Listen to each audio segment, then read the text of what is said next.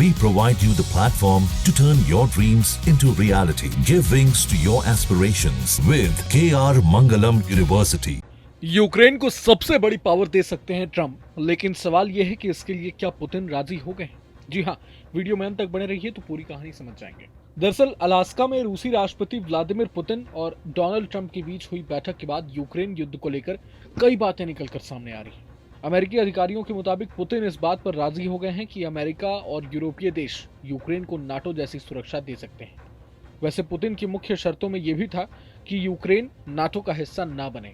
जानकारी के मुताबिक डोनाल्ड ट्रंप के राजनयिक स्टीव विटकॉफ भी अलास्का की बैठक में शामिल थे। उन्होंने बताया कि पहली बार है जब रूस यूक्रेन को सुरक्षा देने पर सहमत हुआ है। ये गेम चेंजिंग है। मीडिया रिपोर्ट्स के मुताबिक विटकॉफ ने कहा कि हम इस बात पर सहमति बनाने में सफल हुए हैं कि अमेरिका आर्टिकल 5 प्रोटेक्शन यूक्रेन को दे सकता है।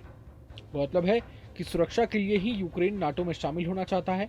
वहीं रूस को यूक्रेन के नाटो की सदस्यता लेने पर हमेशा से ही आपत्ति रही है। हालांकि रूसी राष्ट्रपति का आर्टिकल 5 जैसी सुरक्षा को स्वीकार करना एक बड़ा बदलाव माना जा रहा है। इधर यूक्रेन के राष्ट्रपति वोलोदिमीर ज़ेलेंस्की और यूरोप के कई नेता व्हाइट हाउस में डोनाल्ड ट्रंप से मुलाकात कर सकते हैं।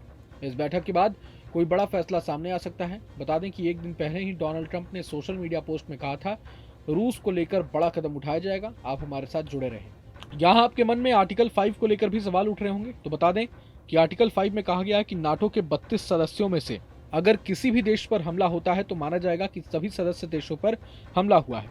यूक्रेन और यूरोपीय देश यही चाहते हैं कि अगर यूक्रेन में युद्ध विराम को लेकर कोई भी डील होती है तो इसमें यूक्रेन की सुरक्षा की गारंटी शामिल होनी चाहिए। हालांकि ये स्पष्ट नहीं है कि डोनाल्ड ट्रंप यूक्रेन को पूरी सुरक्षा की गारंटी देने को तैयार हैं या नहीं।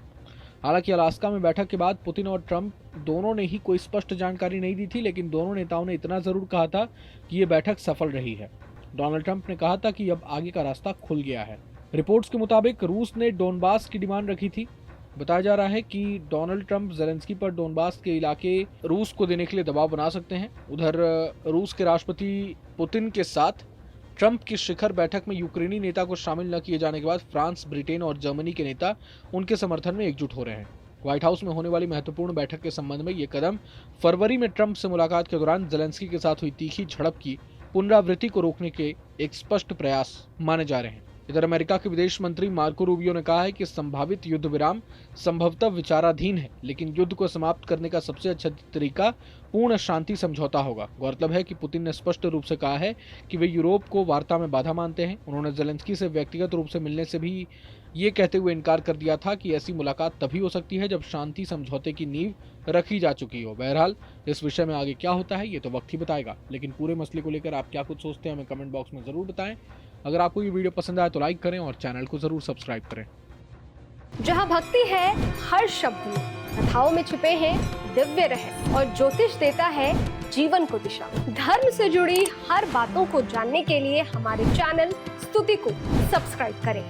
चैनल पर जाने के लिए इस लिंक पर क्लिक करें।